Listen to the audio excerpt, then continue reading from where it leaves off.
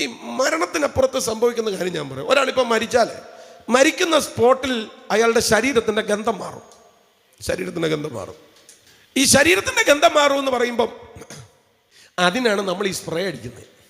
നമ്മൾ ഓർക്കുന്നത് അപ്പച്ചനോടുള്ള സ്നേഹം കൊണ്ട് എന്തായാലും പോവല്ലേ, കുറച്ചുകൂടെ അങ്ങ് അടിച്ചിട്ട് അങ്ങ് പൊക്കോ. അല്ല, അവിടെ ഇരിക്കാൻ വേണ്ടി 2 മണിക്കൂറത്തെ ബദ്ധപ്പാടാ. അവരവരുടെ നിലയിൽ ചെയ്യുന്നു. മണമുള്ള എന്തെങ്കിലുമൊക്കെ അവിടെ ഉണ്ടാവും. ഇരിക്കാനുള്ള ബദ്ധപ്പാടാ. പിന്നെ ഇപ്പം നമ്മൾ ഈ കവർ ചെയ്ത് മൊബൈൽ മോർച്ചറിക്കകത്ത് വെക്കുന്നതുകൊണ്ട് ഇപ്പം കൂടെ അടിക്കണ്ട സ്തോത്രം. കാരണം അവസാനം വരെ ഇതിനകത്ത് അങ്ങ് ഇരുന്നോളൂ, അടച്ചു വെച്ചേക്കുക. ഇപ്പം ശരീരത്തിൻ്റെ ഗന്ധം മാറും.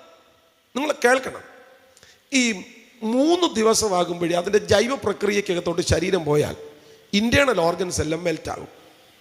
യേശു ലാസറിൻ്റെ കല്ലറയ്ക്ക് ചെന്നപ്പം നാറ്റം വെച്ച് തുടങ്ങി എന്നാണ് പറയുന്നത്. 4 ദിവസത്തെ സ്ഥിതി അതാണ്. മെൽറ്റായതെല്ലാം പുറത്തോട്ട് വരും.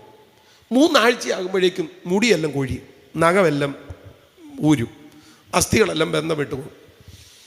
സ്തോത്രം. 3 മാസം ആകുമ്പോഴേക്കും പൊതിഞ്ഞ് ശോശപ്പയും പിന്നെ കുറച്ച് മുടിയും 5-6 നഖവും കുറച്ച് അസ്ഥി അല്ലാതെ ബാക്കിയെല്ലാം ദ്രവിച്ച് തീരും. ഇപ്പം നൂറ്റാണ്ടുകൾക്ക് മുമ്പ് മരിച്ചവരെയൊക്കെ നിങ്ങളൊന്ന് ആലോചിച്ച് നോക്കി. സ്തോത്രം. ഒന്നും കാണത്തില്ല.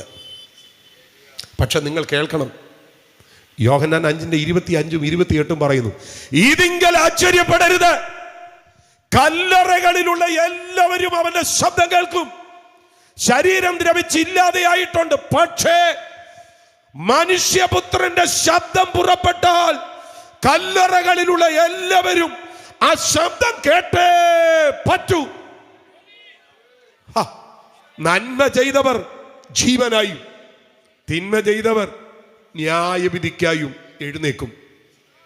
1000 വർഷങ്ങൾക്ക് മുമ്പ് മരിച്ചവനും 100 ആണ്ടുകൾക്ക് മുമ്പ് മരിച്ചവനും 10 ആണ്ടുകൾക്ക് മുമ്പ് മരിച്ചവനും ഇന്നലെ മരിച്ചവനും ഒന്നുകിൽ ജീവനായി എഴുന്നേൽക്കും, അല്ലെങ്കിൽ ന്യായവിധിക്കായി എഴുന്നേൽക്കും.